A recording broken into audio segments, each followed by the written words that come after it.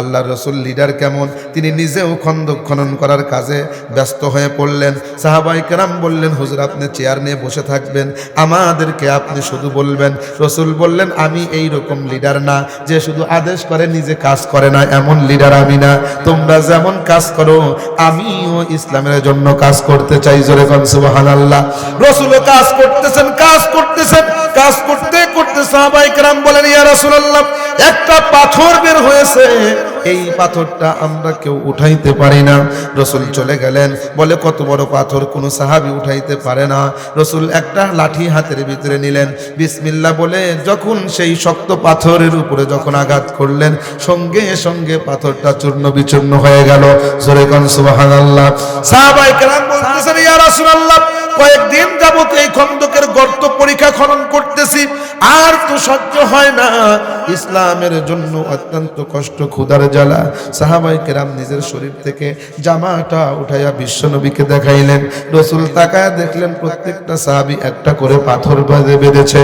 আল্লাহর রাসূল মুস্কি হাসি দিয়ে নিজের জামাটা উঠাইয়া দিলেন। সাহাবায়ে কেরাম দেখে হাউমাউ করে কান্না করা আরম্ভ করলেন। ইন্না লিল্লাহ, ক্ষুধার কারণে আমরা সকলে একটা করে পাথর বেঁধে রেখেছি, কিন্তু বিশ্বনবী এই ক্ষুধার কারণে তিনি দুইটা পাথর নিজের পেটের সাথে বেঁধেছেন। জোরে কোন সুবহানাল্লাহ। আমি আর আপনি কয়টা পাথর বাঁধছি, খালি নাম কস্তে মুসলমান, কথা কোন ঠিক কিনা? আমি আর আপনি তো আর ইসলাম পাইছি কয়দিন, আমরা ইসলামের জন্য মাঠে নামছি। আল্লাহর রাসূল নিজে বদরের যুদ্ধে নেমেছেন, আমরা শুধু বলি মিষ্টি খাওয়া সুন্নত, এই কথা বলি। রাসূলের কয়টা তলোয়ার ছিল এ কথা তো কোনোদিন বলি না, কথা বলেন ঠিক কিনা? আল্লাহর রাসূল নিজে যুদ্ধের ময়দানে গিয়েছেন। বদরের যুদ্ধের ময়দানে যখন গেলেন 313 জন সাহাবী, আর কাফেরদের ভিতরে 950 জন, মতান্তরে 1000, তাদের ভিতরে যুদ্ধ হবে। বলুন তো 313 জন নিরস্ত্র সাহাবী, তারা কি এইরকম ভাবে 1000 কাফেরের সাথে কি যুদ্ধ করে পেরে উঠতে পারে? স্বাভাবিকভাবে তো আমরা এটাই মনে করি, কিন্তু বিশ্বনবী আল্লাহর কাছে সিজদায় পড়ে গেলেন। আয় আল্লাহ, আপনি যদি এই সাহাবীদেরকে যদি আপনি সাহায্য না করেন, তাহলে আল্লাহ আমরা সকলে পরাজিত হয়ে যাব। দুনিয়ার মধ্যে ইসলামের কালেমা পড়নেওয়ালা কেউ থাকবে না, আপনাকে আল্লাহ বলনেওয়ালা কোনো মানুষ থাকবে না। আয় আল্লাহ, আপনি বিজয় দান করেন। আল্লাহ রাব্বুল আলামিন কোরআনে হাকিমের ভিতরে বলেন, উদউনি আস্তাজিব লাকুম, বান্দা তুমি আমি আল্লাহর কাছে চাও, আমি আল্লাহকে ডাকো, আমি আল্লাহ রাব্বুল আলামিন তোমার ডাকে সাড়া দিয়ে দেব। জোরে কোন সুবহানাল্লাহ। আমার নবী যখন ডাকলেন, আল্লাহ বদরের ময়দানে সাহাবায়ে কেরামকে বিজয় দিলেন গো, এমন বিজয় দিলেন আল্লাহ আকাশ থেকে ফেরেশতা নামাইয়া মুসলমানদেরকে বদরের যুদ্ধে বিজয় দান করলেন। জোরে কোন সুবহানাল্লাহ। আল্লাহ রাব্বুল আলামিন সে কথাটাই বলেন, ওয়ালিল্লাহি মুলকুস সামাওয়াতি ওয়াল আরদ। আল্লাহ রাব্বুল আলামিন বলেন, আসমান এবং জমিনের রাজত্ব একমাত্র আল্লাহর। সুতরাং যেই আল্লাহ রাব্বুল আলামিনের রাজত্ব, তার কাছেই তো চাইতে হবে, কথা কোন ঠিক কিনা? তার হুকুমে মানতে হবে, তার গোলামি করতে হবে। এইটা যদি আমরা করি, এটা আমাদের জন্য লাভ হবে, উপকার হবে। কিন্তু যার রাজত্ব নাই, তাহলে ওই ব্যক্তির অনুসরণ করলে আমাদের ক্ষতি ছাড়া কোনো উপায় নাই, কথা কোন ঠিক কিনা? আমরা যদি বাতিলের অনুসরণ করি, আমরা যদি শয়তানের পূজা করি, আমরা যদি এলোমেলো কাজগুলো করি, আল্লাহ রাব্বুল আলামিন বলেন দুনিয়ার ভিতরে পাওয়ার দেখলা, কিন্তু আখিরাতে কিন্তু তার পাওয়ার থাকবে না। দুনিয়াতেও পাওয়ার আছে আমার, দুনিয়াতে যেমন পাওয়ার আছে, আখিরাতেও আল্লাহ রাব্বুল আলামিনের পাওয়ার আছে। আল্লাহ রাব্বুল আলামিন বলেন, যারা বাতিলের অনুসরণ করে, বাতিলের পূজা করে, কিয়ামতের ময়দানে ওই সমস্ত ব্যক্তিরা তারা অত্যন্ত ধ্বংসশীল হবে, তারা অত্যন্ত ক্ষতিগ্রস্ত হয়ে যাবে। জোরে কোন নাউজুবিল্লাহ। এ কথা আমার নাকি আল্লাহ? আর একটু জোরে বলেন কার? আল্লাহ রাব্বুল আলামিন বলেন, وَيَوْمَ تَقُومُ السَّاعَةُ يَوْمَئِذٍ يَخْسَرُ মুবতিলুন। আল্লাহু আকবার। যেদিন কিয়ামত কায়েম হয়ে যাবে সেদিন যারা বাতিলের অনুসরণ করত তারা ক্ষতিগ্রস্ত হয়ে যাবে। সুতরাং এই সমস্ত পাপাচারী ব্যক্তি যারা নাফরমানি করেছে দুনিয়ার ভিতরে, পাপাচারের ভিতরে লিপ্ত ছিল, গুনার ভিতরে লিপ্ত ছিল, যে কথাটা আমি শুরুতেই আপনাদেরকে বলেছি, আল্লাহ বলেন হে নবী আপনি তাদেরকে দেখতে পাবেন কি অবস্থা জানেননি? ওয়াতারা কুল্লা উম্মাতিন জাসিয়া, এই যে সূরার নাম এসেছে জাসিয়া, ওয়াতারা কুল্লা উম্মাতিন জাসিয়া, সেদিন আপনি প্রত্যেক জাতিকে, প্রত্যেক উম্মত, প্রত্যেক জাতিকে একদম আল্লাহর সামনে নত জানু হিসাবে দেখতে পাবেন। কেননা দুনিয়ার ভিতরে বাতিলের অনুসরণ করে আল্লাহর কাছে তো নত জানু হয়েছে, লজ্জিত হয়েছে, ক্ষতিগ্রস্ত হয়েছে। শুধু নত জানু হবে না, আল্লাহ রাব্বুল আলামিন বলেন কুল্লু উম্মাতিন তুদআ ইলা কিতাবিহা, প্রত্যেক মানুষকে সেদিন ডাকা হবে তার আমল নামার দিকে। এই যে তোমার আমল নামা নিয়ে যাও, এই যে তোমার আমল নামা নিয়ে যাও, কে কি আমল করছেন সেটা তো আমল নামায় লেখা আছে না নাই? একটা কথা যদি আপনি বলে থাকেন, একটা কথা পর্যন্ত আল্লাহ বাদ দেন নাই। আল্লাহ রাব্বুল আলামিন অত্যন্ত সুন্দর করে পবিত্র কোরআনের ভিতরে বলেন, অত্যন্ত সুন্দর করে বলেন যে প্রত্যেকটা মানুষ যা কিছু বলতে থাকে, যে সমস্ত কথা বলে, আমার আল্লাহ রাব্বুল আলামিন প্রত্যেকটা কথা রেকর্ড করে রাখেন। জোরে কোন সুবহানাল্লাহ। মা আলফিযু মিন কাউলিন ইল্লা লাদাইহি রাকীবুন আতীদ। আল্লাহু আকবার। আল্লাহ বলেন যা বলো সেটাই রেকর্ড, সূরা বলো আমি আল্লাহ রেকর্ড করি। আল্লাহ বলেন গান বলো এটাও রেকর্ড করি, কিয়ামতের ময়দানে বাজায় বাজায় দেখাবো। যদি দুনিয়ার ভিতরে কেউ ফোনে অশ্লীলতা কথা বলে, গালমন্দ করে, রেকর্ড হয় কি হয় না? এই রেকর্ড যদি কোনো নেতার ফাঁস হয়, মানুষের সামনে লজ্জিত হওয়া ছাড়া কোনো উপায় থাকে না। আমি আর আপনি যা কিছু বলতেছি, অন্যায় অপকর্মের কথা মুখ দ্বারা বলতেছি, অহেতুক কথা বলতেছি, গান বাজনা করতেছি, সব তো রেকর্ড হচ্ছে। আল্লাহর সামনে যখন এগুলা বাজাবে, বান্দা এগুলা তুমি বলছো, তখন আমার আর আপনার কি উপায় হবে?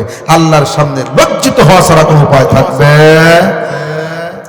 আল্লাহ রাব্বুল আলামিন বলেন আল-ইয়াওমা নাখতিমু আলা আফওয়াহিহিম ওয়া তুকাল্লিমুনা আইদিহিম ওয়া তাশহাদু আরজুলুহুম বিমা কানু ইয়াকসিবুন। আল্লাহ রাব্বুল আলামিন বলেন দুনিয়ার ভিতরে কথা বলে বলে মুখটা মিথ্যা বলতে বলতে একদম অভ্যস্ত হয়ে গেছে, আল্লাহর সামনেও মিথ্যা বলতে চাইবে, যার কারণে আল্লাহ রাব্বুল আলামিন মুখের উপরে তালা লাগায় দিবেন, তালা মেরে দিবেন। এই তালা যখন লাগায় দিবেন মুখ আর কথা বলতে পারবে না। আল্লাহ বলেন ওয়া তুকাল্লিমুনা আইদিহিম, সূরাতুল ইয়াসিন, ইয়াসিনের ভিতরে আল্লাহ এই কথা বলেন আল ইয়াওমা নাখতিমু আলা আফওয়াহিহিম, বান্দার মুখের উপরে আমি আল্লাহ সেদিন মোহর মেরে দেব, তালা মেরে দেব। ওয়া তুকাল্লিমুনা আইদিহিম, তার দুইটা হাত কথা বলতে থাকবে।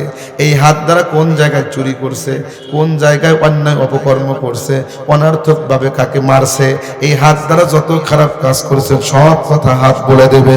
ওয়া তাশহাদু আরজুলুহুম, এবং পা গুলো সাক্ষী দিতে থাকবে। আয় আল্লাহ, এই পার মাধ্যমে সে সিনেমা হলে গিয়েছে, যাত্রা প্যান্ডেলে গিয়েছে, অনার্থক ভাবে নাচ করেছে, অনার্থক ভাবে গুনার কাজে গিয়েছে। আল্লাহ মুখটা তো বন্ধ করে দিয়েছে, হাত সাক্ষী দিবে, পা সাক্ষী দিবে, কি সাক্ষী দিবে? বিমা কানু ইয়াকসিবুন, সে যা করেছে এইটা সাক্ষী দিবে। আজকে যে আপনারা কনকনে শীতের ভিতরে তাফসীরুল কোরআন মাহফিল শোনার জন্য এসেছেন, আপনার পাটা সেদিন এটাও সাক্ষী দেবে। জোরে করুন না মারহাবা। সেই জন্য বন্ধু আল্লাহ সেই দিন ডেকে ডেকে অত্যন্ত সুন্দর করে বলবেন আল ইয়াওমা তুজজাউনা মা কুনতুম তা'মালুন, দুনিয়ার মধ্যে তোমরা যা করেছো এইটার প্রতিদান আজকে তোমাদের দেওয়া হবে। তোমরা যদি ভালো কাজ করে থাকো, এই ভালো কাজের প্রতিদান আমি আল্লাহ তোমাদেরকে জান্নাত দিয়ে দেব। জোরে কোন সুবহানাল্লাহ। আর যদি তোমরা গুনার কাজ করে থাকো, যদি অন্যায় অপকর্ম যদি করে থাকো, যদি জেনা ব্যভিচার করে থাকো, যদি ব্যভিচার করে থাকো, অবিচার যদি করে থাকো, আমি আল্লাহ রব্বুল আলামিন সেটার কারণে তোমাকে জাহান্নাম দেব। জোরে কোন নাউযুবিল্লাহ। এই কোরআন অনুযায়ী চললে আমাদের জীবনটা সুন্দর হয়ে যাবে, কিন্তু বর্তমান আমরা কোরআন অনুযায়ী চলি না, কোরআনকে ছেড়ে দিয়েছি, যার কারণে আমাদের অধঃপতন দেখা যায়। সমাজের ভিতরে অধঃপতন, পরিবারের ভিতরে অধঃপতন, আমরা দেখতেছি দেশের ভিতরে অধঃপতন। কেননা এই কোরআনটা হলো শান্তির বাণী। যেই সময় আইয়ামে জাহিলিয়াতের ভিতরে, যেই সময় মানুষ নিজের আপন কন্যাকে জীবিত দাফন করত, যেই সময় মানুষগুলো জিনা ব্যভিচার করত, যেই সময়ের ভিতরে মানুষ হত্যা করত, খুন খারাপি করত, এমনকি বিশ্ব নবীকে মারার জন্য পর্যন্ত বের হয়েছিল। কথা বলেন ঠিক কিনা? সেই জামানার ভিতরে যখন এই কোরআনে কারীম যখন আসলো, কোরআনে কারীমের উপরে যখন আমল করা আরম্ভ করলো, ওই মানুষগুলোকে আমার আল্লাহ স্বর্ণ যুগের স্বর্ণ মানব বানায় দিলেন। জোরে কোন সুবহানাল্লাহ। ওই জামানাকে বলা হলো খয়রুল কুরুন, সবচাইতে উত্তম যুগ। সেই জামানাকে বলা হলো আইয়ামে জাহিলিয়াতকে, কেননা ওই যুগের ভিতরে কোরআন দ্বারা আমল করা হয়েছিল। আজও যদি সমাজের ভিতরে কোরআনের উপরে আমল করা হয়, এই কোরআনের মাধ্যমে এই সমাজটা শান্তি হয়ে যাবে। কথা বলেন ঠিক কি না? এই কোরআন দ্বারা যদি সমাজের ভিতরে নয়, সংসারের ভিতরেও যদি আপনি লাগান, আপনার সংসারের ভিতরে বরকত নাজিল করবেন কে? আল্লাহ রাব্বুল আলামিন করবেন। কিন্তু আমরা কোরআন থেকে এত দূরে সরে গিয়েছি, আজকে আমরা কথায় কথায় মিথ্যা বলি, আমাদের ওয়াদার কোনো খেলাফ করি, আমাদের ওয়াদার কোনো দাম নাই, কথার কোনো দাম নাই। বন্ধুগণ, আমার নামাজ আমরা পড়ি না, রোজা আমরা রাখি না, মসজিদের ভিতরে মুসল্লি নাই, এলাকার ভিতরে খুঁজলে একটা হিন্দু পাওয়া যায় না, অমুসলিম পাওয়া যায় না, কিন্তু মুসলিম মসজিদের 2 কাতার পূর্ণ হয় না। কথা বলেন ঠিক কি না? এর কারণ কি? এর কারণ কি? নামকে মস্তে আমি আর আপনি মুসলমান হয়েছি, প্রকৃত পক্ষে সাহাবায়ে কেরামের মতো মুসলমান হতে পারি নাই। কথা বলেন ঠিক কি না? আজ যদি মুসলমান সাহাবায়ে কেরামের মতো ঈমান দেখে যদি থাকতে পারতো, ঘরের ভিতরে তালা লাগাইলেও মসজিদে আসা তারা বন্ধ করতো না। কথা বলুন ঠিক কি না? মুসলমান তোমার খাবে, নামকে আসতে মুসলমান দোয়া করে কবুল হয় না কেন? ঈমান তো পরিপূর্ণ নাই, ঈমান পরিপূর্ণ নাই। আজ যদি মুসলমান ওই রকম ঈমানকে পরিপূর্ণতা মতো আমল করে, কোরআন সুন্নাহ অনুযায়ী আমল করে, ঈমানের বলে বলিয়ান হয়ে আল্লাহকে যে ডাক দিবে, সঙ্গে সঙ্গে কবুল করবেন যিনি, জবানটা খুলে বলুন তিনি কে? তিনি আল্লাহ। সঙ্গে সঙ্গে কবুল হবে। কিন্তু কবুল হয় না কেন? কেন হয় না?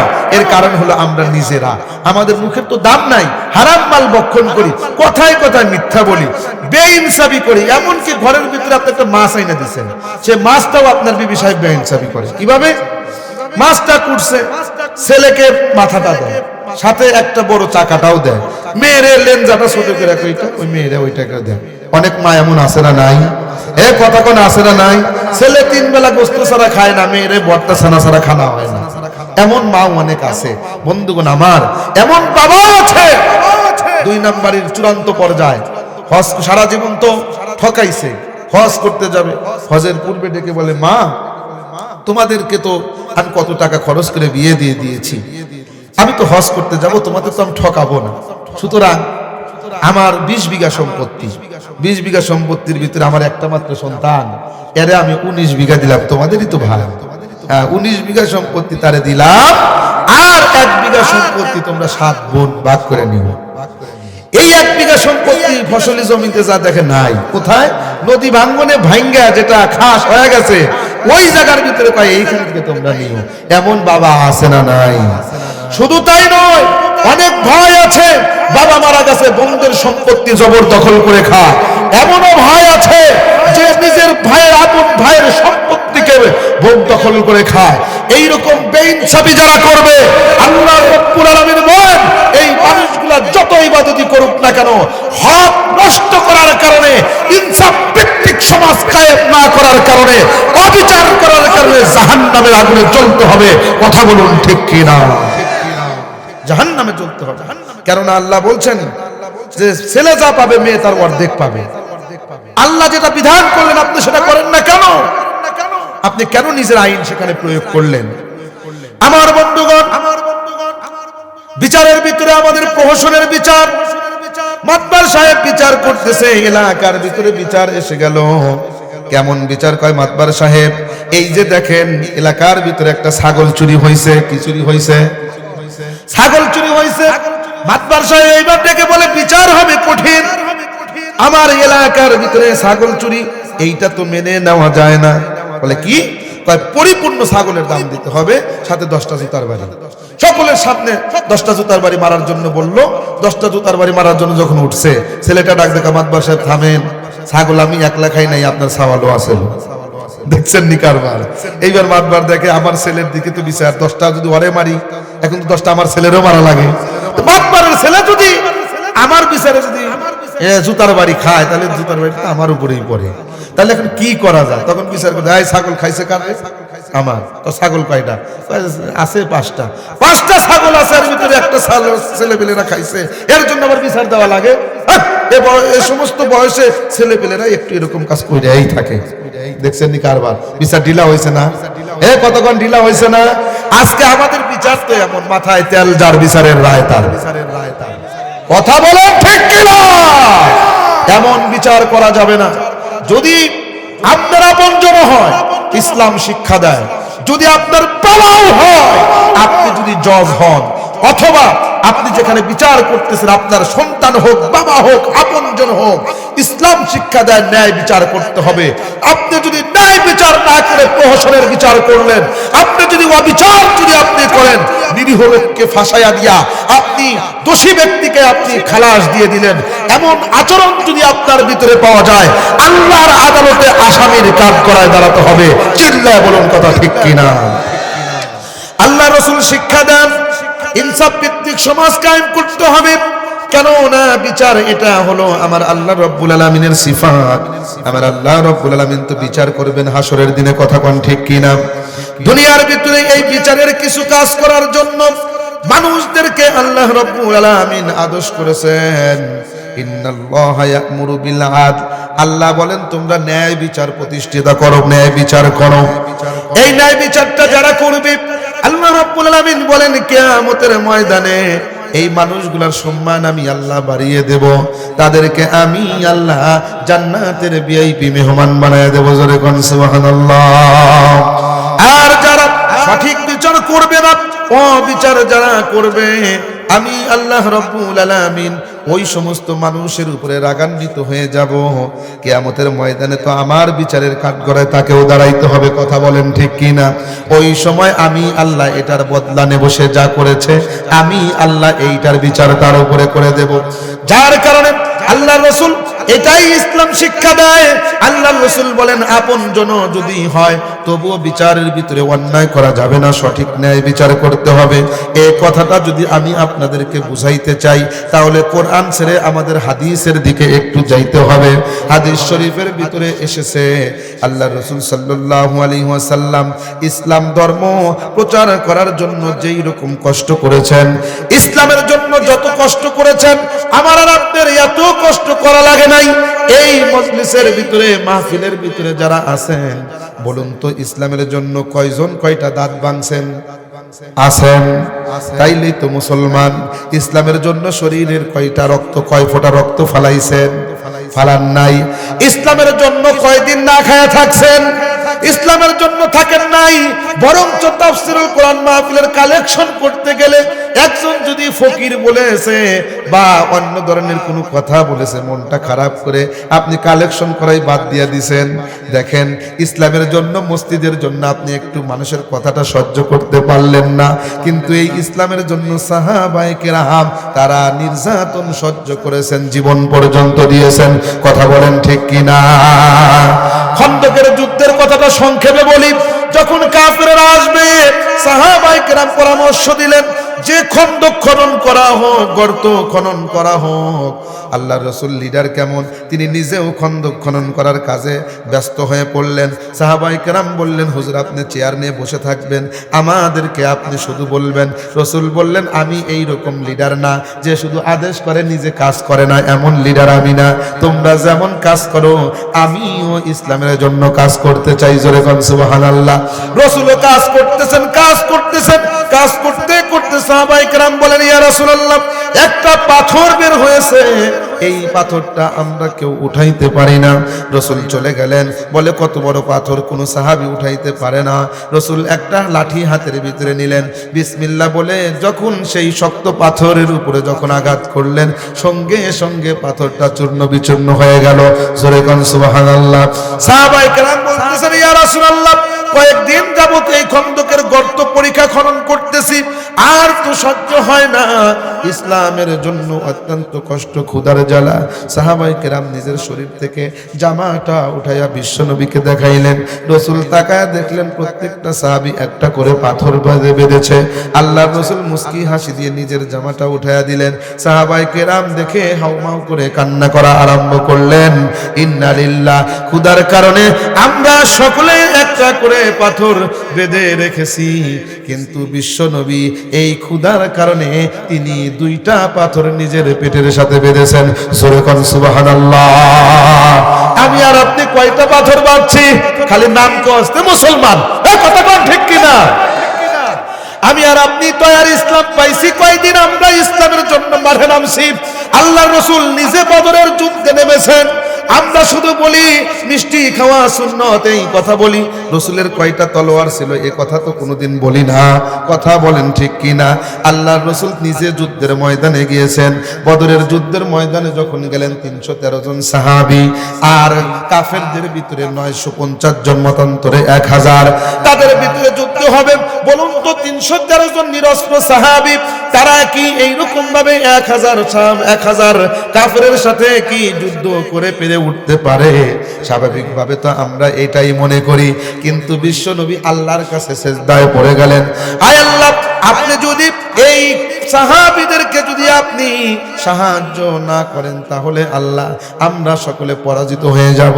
দুনিয়ার মধ্যে ইসলামের কালেমা পড়নেওয়ালা কেউ থাকবে না, আপনাকে আল্লাহ বলনেওয়ালা কোনো মানুষ থাকবে না।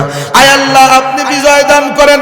আল্লাহ রাব্বুল আলামিন কোরআনে হাকিমের ভিতরে বলেন, উদউনি আস্তাজিব লাকুম, বান্দা তুমি আমি আল্লাহর কাছে চাও, আমি আল্লাহকে ডাকো, আমি আল্লাহ রাব্বুল আলামিন তোমার ডাকে সাড়া দিয়ে দেব। জোরে কোন সুবহানাল্লাহ।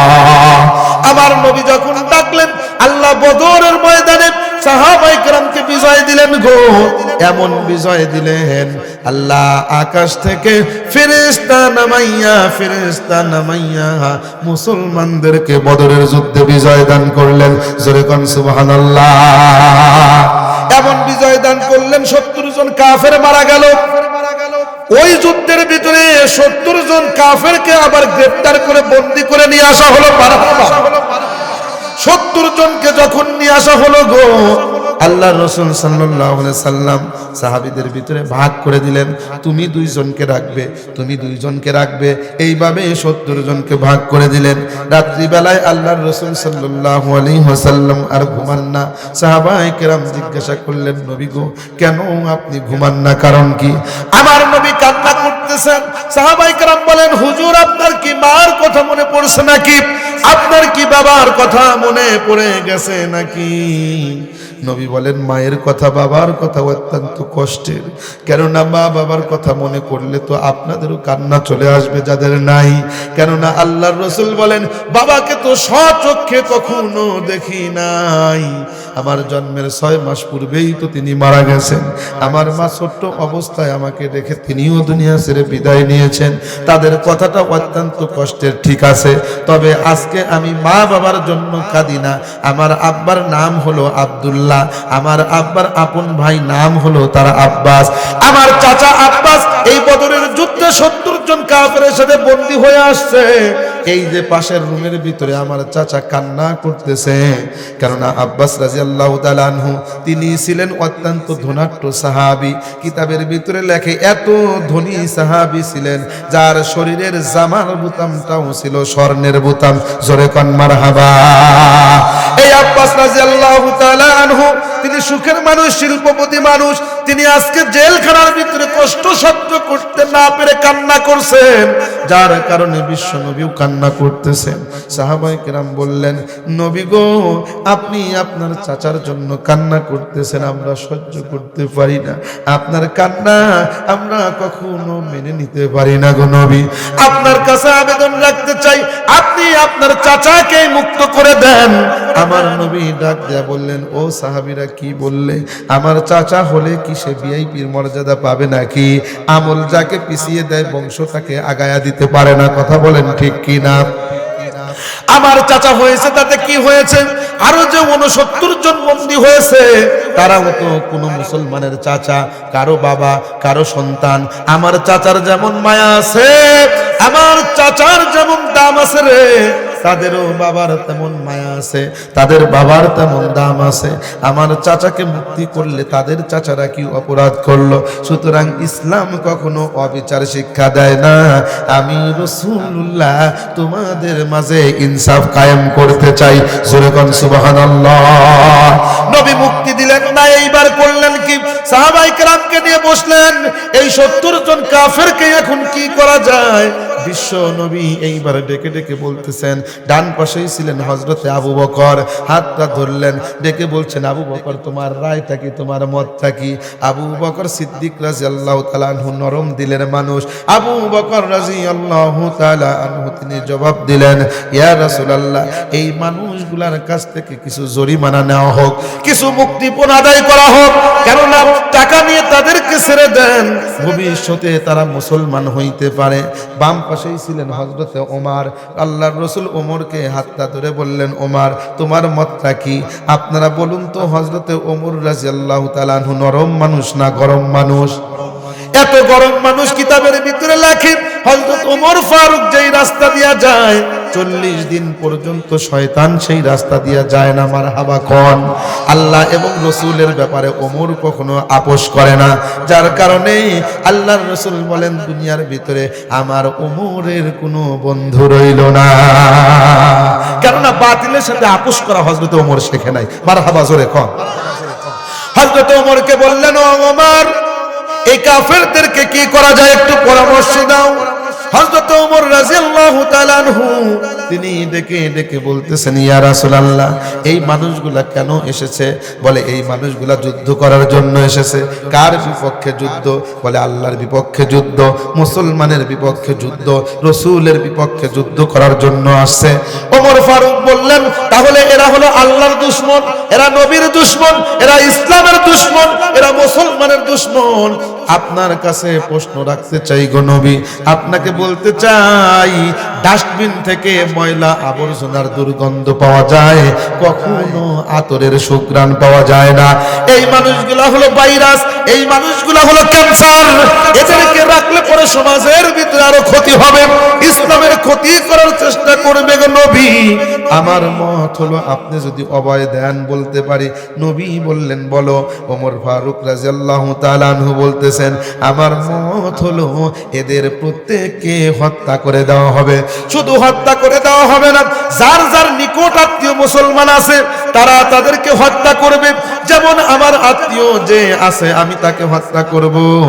আপনার আপন চাচা আব্বাস নিজে আপনি তাকে হত্যা করবেন। আলী রাদিয়াল্লাহু তাআলা আনহু তিনি তার আপনজনকে হত্যা করবেন।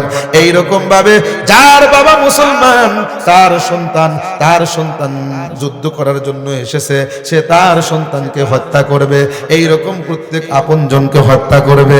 আল্লাহর রাসূল সাল্লাল্লাহু আলাইহি ওয়াসাল্লাম ডেকে বললেন, ওমর, আমার আল্লাহ রাব্বুল আলামিন তোমার হৃদয়টা অত্যন্ত কঠিন করে বানাইছে, অত্যন্ত কঠিন। যার কারণে নবী ওমরের মত গ্রহণ না করে আবু বকর সিদ্দিক রাদিয়াল্লাহু তাআলা আনহুর মত গ্রহণ করলেন। কেন? আমার নবী ছিলেন রহমতের নবী। জোরে কোন সুবহানাল্লাহ। আল্লাহ রাব্বুল আলামিন বলেন, ওমা আরসালনাকা ইল্লা রাহমাতাল লিল আলামিন। আল্লাহু আকবার। আল্লাহ বলেন আমার নবী হলেন পৃথিবীবাসীর জন্য রহমত। আল্লাহ বলেন আমি হইলাম জগৎবাসীর রব, যেটা আমরা 5 ওয়াক্ত নামাজের ভিতরে সাক্ষ্য দেই। সকলে জবান খুলে বলুন আলহামদুলিল্লাহি রাব্বিল আলামিন। আল্লাহ বলেন আমি জগৎবাসীর রব, আর আমার নবী হলেন জগৎবাসীর জন্য রহমত। আমার নবী অত্যন্ত নরম হৃদয়ের মানুষ, যার কারণে নবীও এইটা গ্রহণ করলেন। আল্লাহর রাসূল সাল্লাল্লাহু আলাইহি ওয়াসাল্লাম বললেন তাহলে অন্য কিছু নয়, এদেরকে 4000 টাকা করে 4000 দিরহাম নিয়ে তাদেরকে মুক্ত দেওয়া হোক। যখন 4000 দিরহাম নিয়ে মুক্ত দেওয়া হলো, ঘটনা আর একটু লম্বা আছে, আমি সেদিকে গেলাম না। এই 4000 টাকা নিয়ে যখন মুক্তি দেওয়া হলো, তোমার 4000 দেওয়া হয়েছে মুক্তি, তোমার 4000 মুক্তি। এইরকম আস্তে আস্তে আল্লাহ রাসূল বললেন যাদের কাছে কোনো টাকা নাই আমাদের সন্তানদেরকে তারা পড়াশোনা শেখাবে, আর যারা একটু ধনী আছে তাদের কাছ থেকে 4000-এর চাইতেও বেশি নেওয়া হবে। আল্লাহর রাসূল এইরকম ভাবে যখন মুক্তি দিতেছিলেন, এসে গেল হযরতে আব্বাস রাদিয়াল্লাহু তাআলা আনহুর পালা, রাসূলের চাচা। সাহাবায়ে কেরাম বললেন ইয়া রাসূলুল্লাহ, আব্বাস রাদিয়াল্লাহু তাআলা আনহুর কাছ থেকে কি কিছু কম নেওয়া যায় না? আল্লাহ রাসূল বললেন ও সাহাবায়ে কেরাম কি বললে? আব্বাসের কাছ থেকে তো কম নেওয়া যাবে না, কেননা সে আমার চাচা, তাতে কি হয়েছে, সেও তো সমান অপরাধী। সকলের সাথেই তো যেহেতু এসেছে, ইনসাফ তো সকলের জন্য সমান, আইন হবে সকলের জন্য সমান। সুতরাং আমার চাচার কাছ থেকে তো কম নেওয়া হবে না, 4000-এও মুক্তি হবে না। আগেই তো বলেছি আপনাদের কাছে আব্বাস রাদিয়াল্লাহু তাআলা আনহু ধনী মানুষ না গরিব মানুষ? তিনি তো ধনী মানুষ। বলে তার কাছ থেকে 4000-এর চাইতেও বেশি নিতে হবে। জোরে কোন মারহাবা। ইতিহাসের ভিতরে সাক্ষী দেয়, কিতাবের ভিতরে লেখে আব্বাস রাদিয়াল্লাহু তাআলা আনহুর কাছ থেকে 4000-এর চাইতেও বেশি নেওয়া হয়েছে। জোরে কোন সুবহানাল্লাহ। এরপরে যার নামটা আসলো তিনি হলেন আল্লাহর রাসূল সাল্লাল্লাহু আলাইহি ওয়াসাল্লামের আপন মেয়ের জামাই। রাসূলের মেয়ে হলো 4টা। বড় মেয়ের নাম হযরত যায়নব রাদিয়াল্লাহু তাআলা আনহা, তারপরে হলো রুকাইয়া, তারপরে হলো উম্মে কুলসুম, তারপরে হলেন রাসূলের কলিজার টুকরা হযরত ফাতিমা। আল্লাহর রাসূল সাল্লাল্লাহু আলাইহি ওয়াসাল্লামের ছোট্ট মেয়ে ফাতিমা রাদিয়াল্লাহু তাআলা আনহার বিবাহ হয়েছিল হযরত আলী কাররামাল্লাহু ওয়াজহুর সাথে। তারপরে হযরত ওসমান গনির সাথে রুকাইয়া যখন ইন্তেকাল করলেন, তারপরে ওসমানের সাথে হযরত উম্মে কুলসুমের বিবাহ হলো, যার কারণে হযরতে ওসমানকে বলা হতো যুন্নুরাইন, অর্থাৎ 2 নূরের অধিকারী। কথা কোন ঠিক কিনা? এরপরে ছিলেন হযরত যায়নব, যিনি রাসূলের নবুয়ত প্রাপ্তির পূর্বেই আল্লাহর রাসূল মক্কার এক ধনাঢ্য ব্যবসায়ী, নাম ছিল তার আবুল আস। তিনি তো ওই সময় মুসলমান ছিলেন না, তিনার সাথে বিবাহ হয়েছিল। যদিও অতীতি পূর্বে এইটা বৈধ ছিল, পরবর্তীতে আয়াত নাজিল হয়ে নিষিদ্ধ হয়েছে। আল্লাহর রাসূলের এই মেয়ের জামাই পরবর্তীতে মুসলমান হয়েছিলেন, কিন্তু বদরের যুদ্ধে যখন এসেছিলেন শ্বশুরের বিপক্ষে যুদ্ধ করার জন্য, 70 জনের ভিতরে তিনিও বন্দী হয়ে গিয়েছিলেন। আল্লাহর রাসূলের সামনে আনা হলো মুক্তির জন্য। আমি আর আপনি যদি লিডার হইতাম, আমি বলতাম এইটারে আগে সাইড কর। কথা কোন ঠিক কিনা? কেননা মিয়ার ঘর তো ভাঙা যাবে না, আমার মেয়ের জামাই, এটার আগে সাইড করে, এইটা আমি আর আপনি করতাম। কিন্তু রাসূল তো ইনসাফ কর। আল্লাহর রাসূল বললেন আবুল আস টাকা আছে?